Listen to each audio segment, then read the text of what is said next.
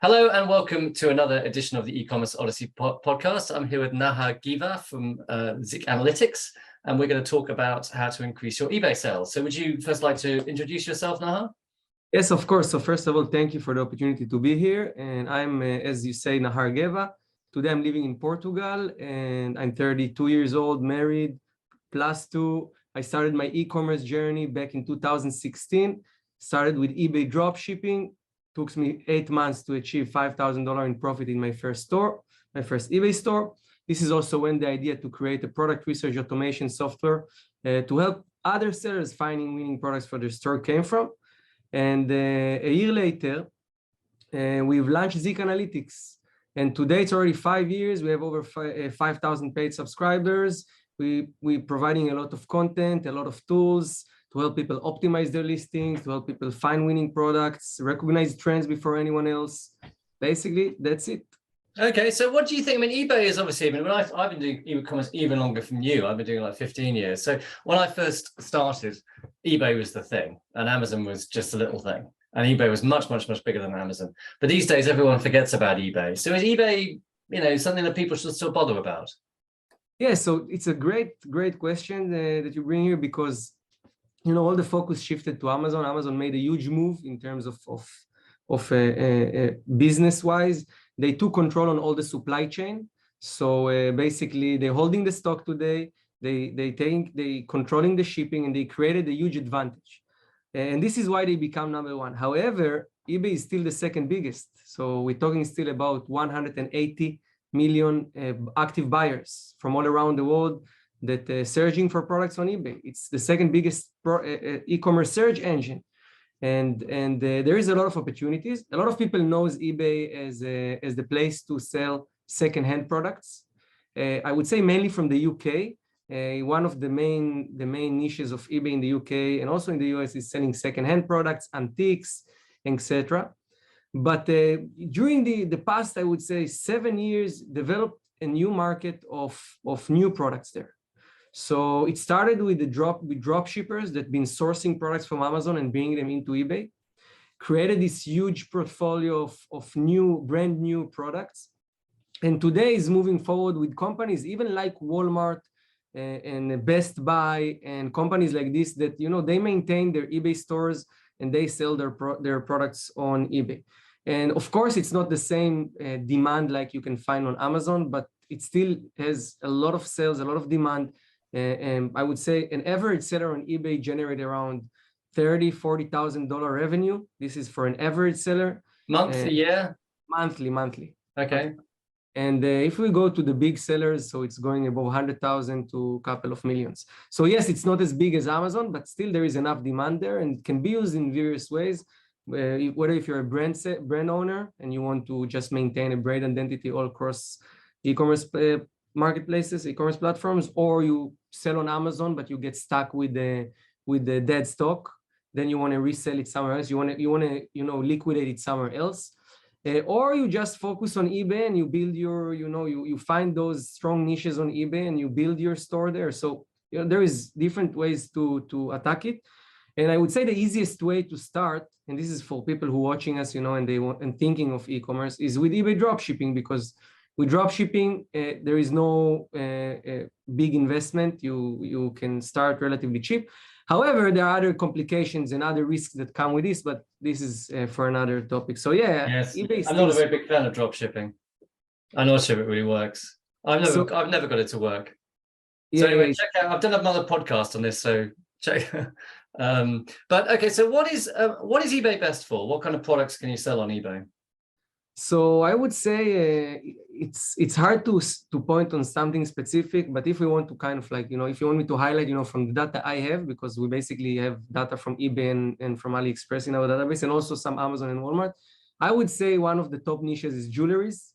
Jewelry is selling very well on eBay. Mm-hmm.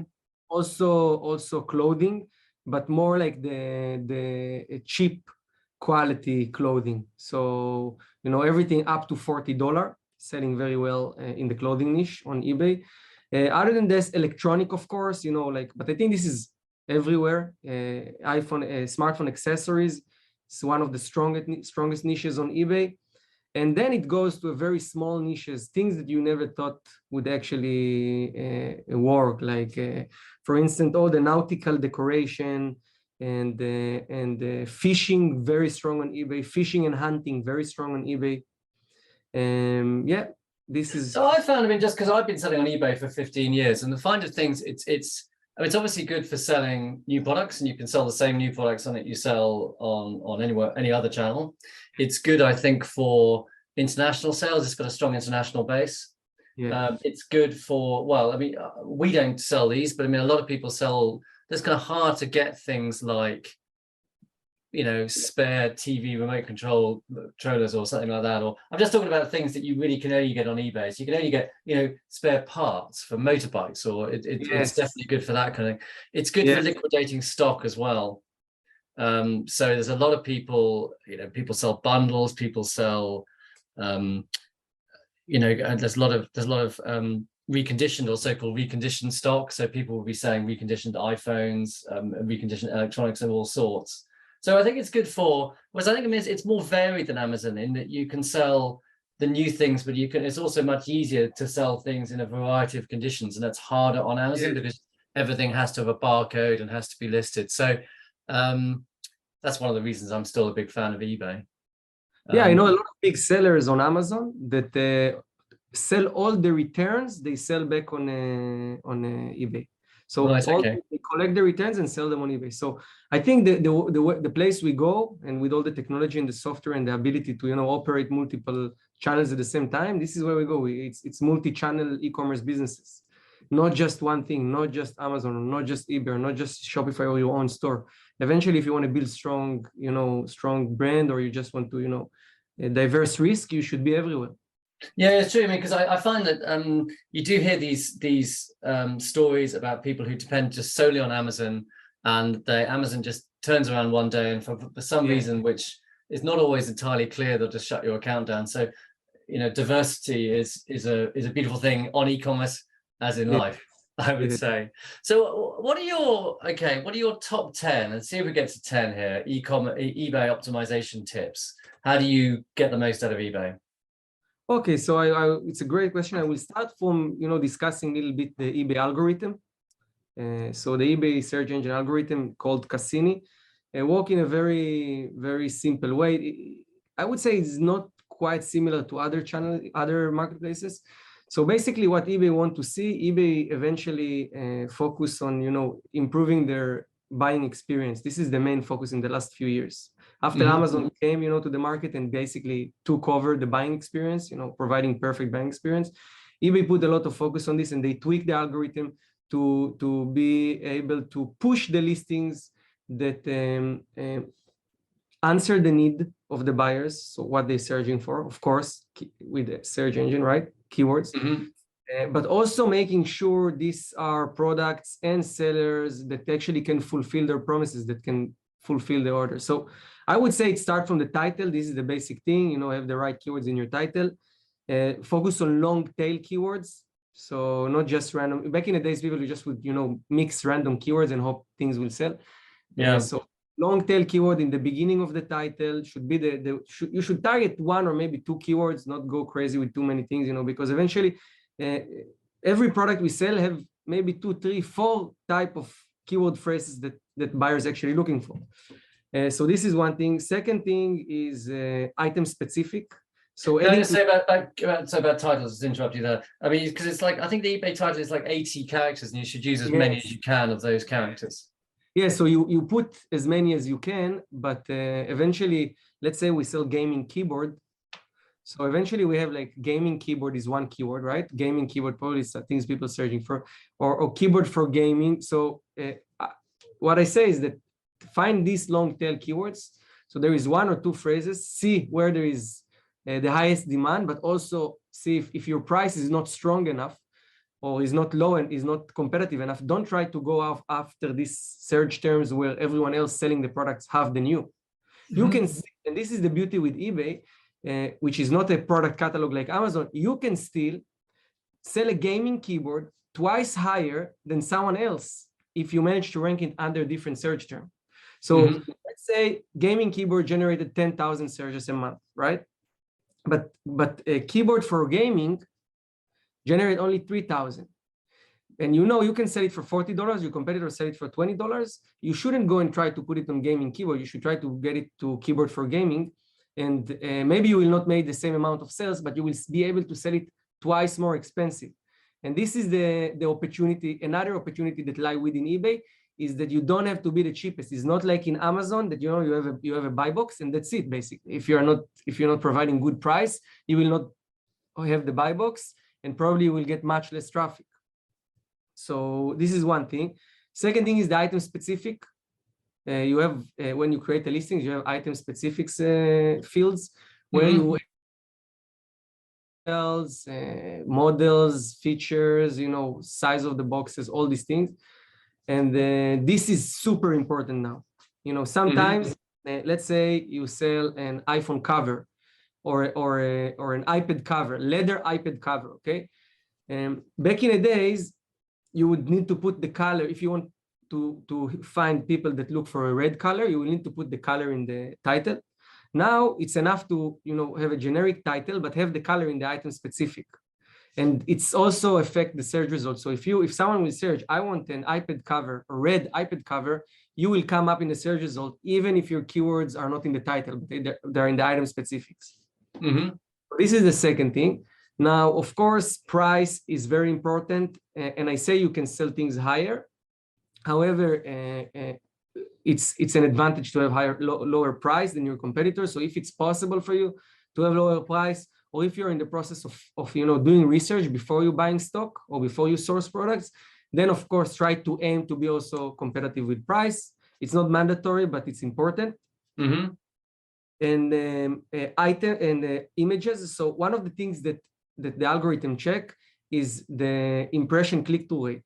So people search for gaming keyboard, right? They go on the eBay best match result and they start to scroll through the listings. So the higher is your click-through rate on the short term, the higher you will go in the ranking. So clear images, white backgrounds, try to make them as standing out as possible. A lot of people add things on top of them on eBay. They add like frames and text. I personally don't recommend it. It's against the policies, even though eBay don't force it, but it's against the policies. So yes, white, clear images. It's very important to have a good click-through rate. Secondary title as well, to have a good click-through rate. So in the secondary title, which costs you some extra fees, you can add you can add some extra, like call to action or highlight some strength of the product. Now, if you are limited in budget or you're not sure about the specific products or you're just testing a product, maybe I wouldn't put it, but once you have a product that generates sales, you can, make a second cycle of optimizations. So adding secondary titles and all of this. Description is also important. So having the title and all the keywords you couldn't add to the main title, because in the main title you have 80 characters. So on the description title, you don't have limit, you can add as many as you want. And then, go through description, bullet points, make it as simple as low HTML as possible. Okay, so you don't recommend HTML? As low as possible, yes. Why? Because eventually the algorithm, this is a little bit, from more like a developer perspective, programming perspective, it's like, imagine like a spider that run through the screen and run through the text. And when you have a lot of HTML, you have a lot of text. You don't see it, but on the back, you have a lot of code. It's a lot of code. So it just takes longer to read. And when you open it from desktop, it takes longer to load. And loading, like how fast your listing is loading, have effect on the ranking as well. Okay. So you'd recommend like a very plain listing, not to have one of these kind of HTML frames? Yes. Oh, by the way, there are ways to make it look well designed. Just design it with minimum code on the background. Okay. So I think we've got to 6 here. You said descriptions. Of any other suggestions? Yes. Now we're moving to, of course, seller performance. So you want to make sure you reply to messages as fast as possible. You check them daily, okay? Because eventually, think about it. Any marketplace, but let's talk about eBay. Is like a shopping center, right? And if you were to be a director of a shopping mall, and one of the shop owners will come in the morning and will call you. They're supposed to open 10 o'clock, and he will call you and will tell you, hey, sorry, I couldn't make it today because I need to take my son to school. I will only open in 10:30. What you will think about it? He's not serious, right? Yeah. So it's the same things with eBay. We want to give the algorithm as many signals as possible that we're serious sellers, okay? Because we are holding the stock. It's not like on Amazon holding the stock, and then Amazon, they control everything. They don't care. Here, eBay measure the performance of the seller. How many times he entered the store, how fast he answered to messages. He sent messages post-sale. Just after he shipped the items. He had tracking numbers on time. He don't cancel too many orders. What is the reason he canceled the orders from? All these little things affect your performance. And if you get a little defect, it takes you down in ranking. Do you think it's important to keep a 100% feedback rating? Does that help? I think in the beginning, I would say the first 1,000 or 500 sales, it may have a short-term effect if you get negative feedback. But after this, I think it's a myth, okay, you need to have 100% and you cannot operate without it. And then sellers get stuck on it and they think, oh, our store is not good enough. But if you look on all the big stores, none of them is 100%. But you want to try to maintain 99%, of course, 99.5, but 100% or 99 is the same. Yeah, it's very hard to get 100%. You have to spend a lot of time on it. Okay, anything else? No, basically these are the main things. And if people I've got some questions for you then. Yeah. Okay, so how about variations? Are they a good idea, using those where you can have multiple options? Do they perform better? Variations are good because think about it. You have a couple of products in one, so you can have better click-through rate, better conversion rate, and these affecting on your ranking. Because eventually eBay want to see that the ranking on the top converting and the transaction is completed. So if your listing is converting, you get to the top. So variation listings, they not always, but they should be better. What about sponsored listings? Do you think that they're important to pay for advertising? Yeah, this is one of the things in eBay that is they lag behind with sponsored products compared to other platforms. Like on Amazon, you have the PPC, and you can you can rank for keywords and be very sophisticated and really have a strategy. Mm-hmm. On eBay, it's you just turn it on and that's it.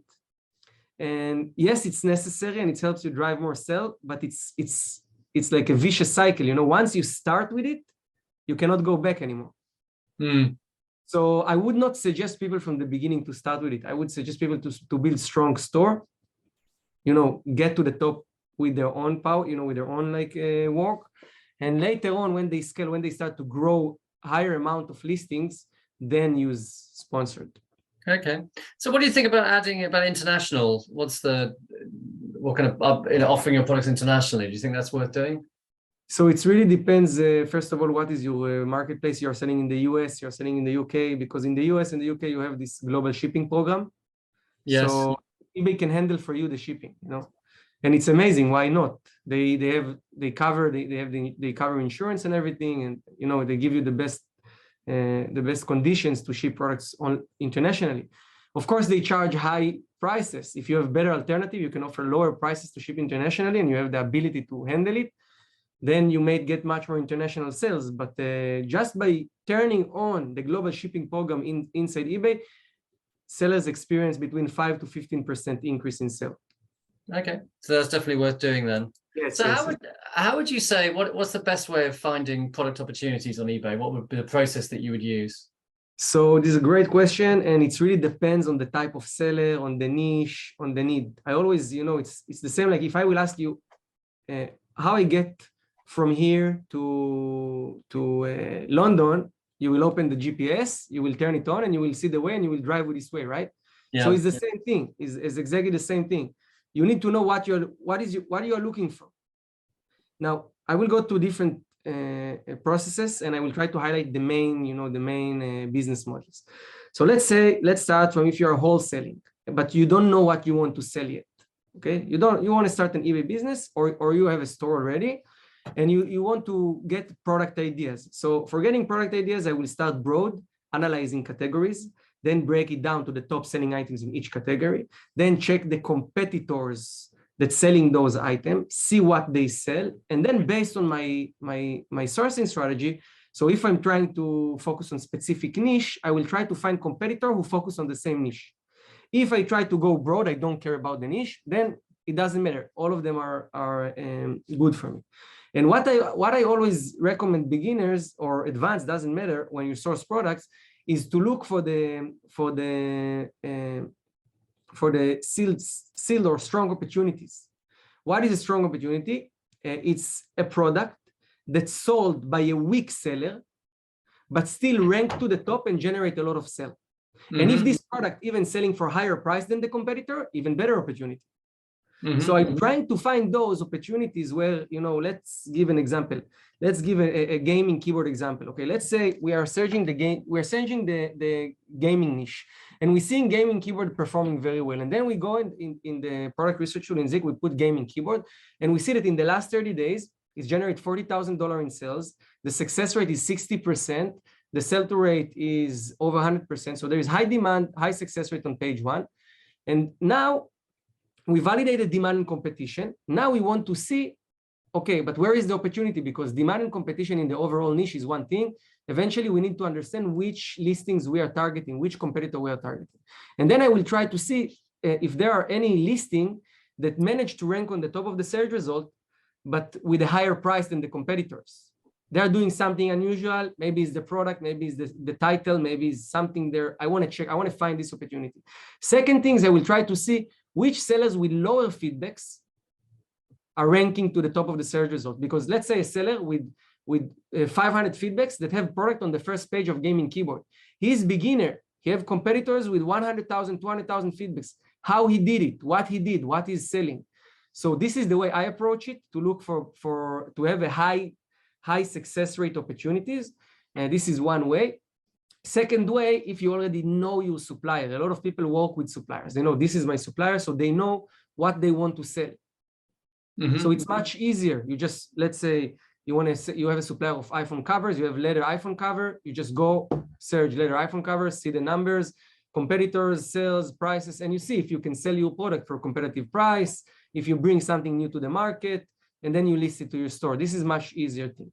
And then for drop shipping or for other people who knows like suppliers that a lot of people using, what we suggest always to do is to find competitor that use the same supplier like you. Because then they lead you to the product that you can also source. And then you look for a competitor.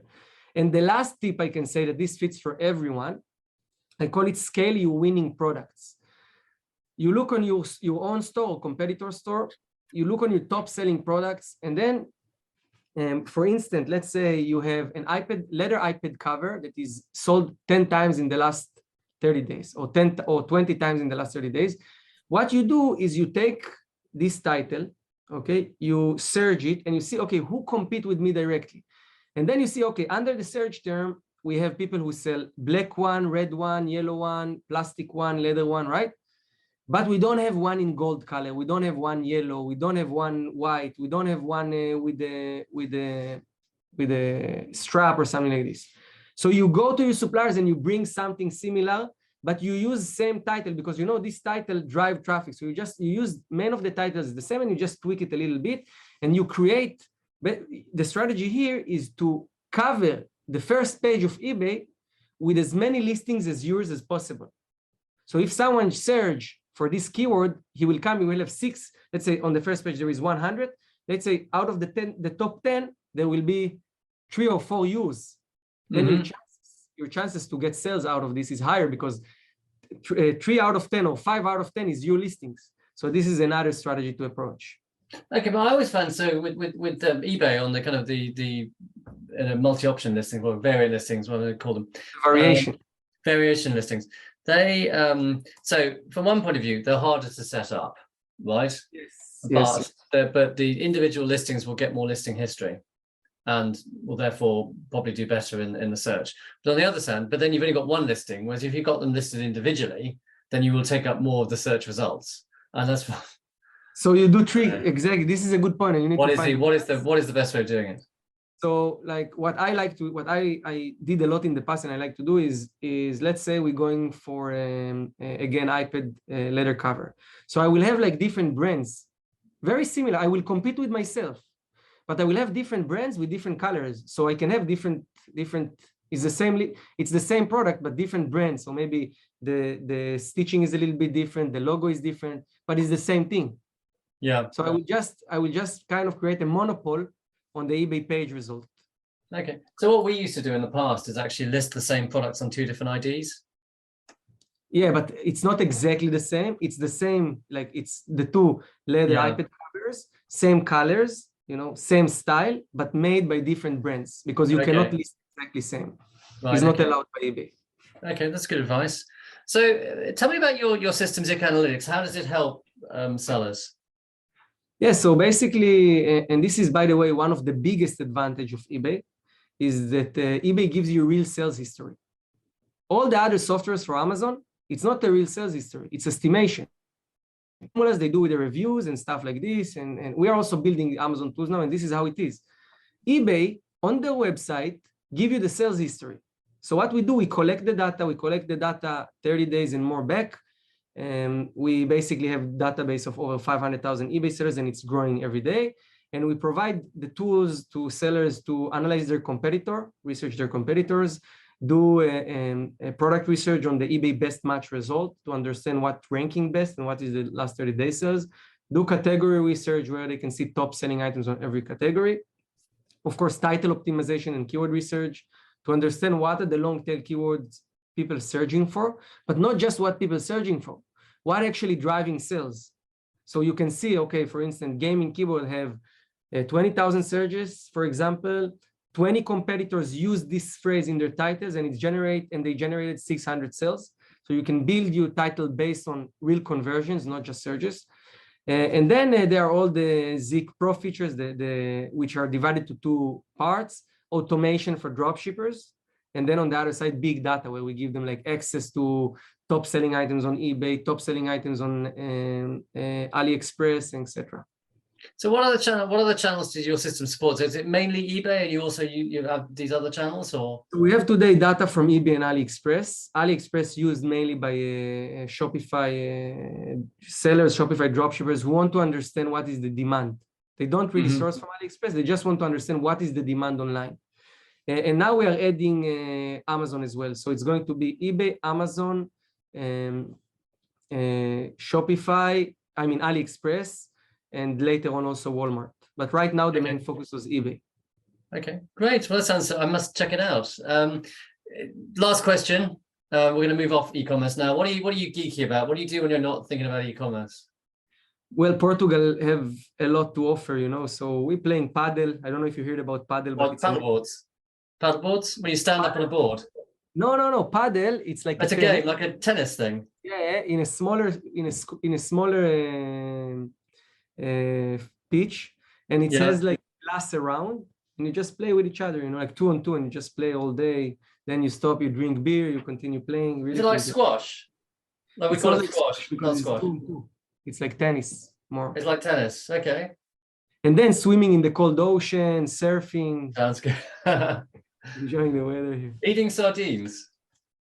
Yeah, it's tasty and everything, and I cannot say anything. I love Portuguese food, but for someone who came from Israel, too much seafood, I'm more like plant-based. I don't eat much. You don't that's all people eat in Portugal, as far as I can tell, is sardines. Yes, seafood, a lot of seafood. Yeah. Okay, well, look, that's it's a beautiful place. I've even been there once.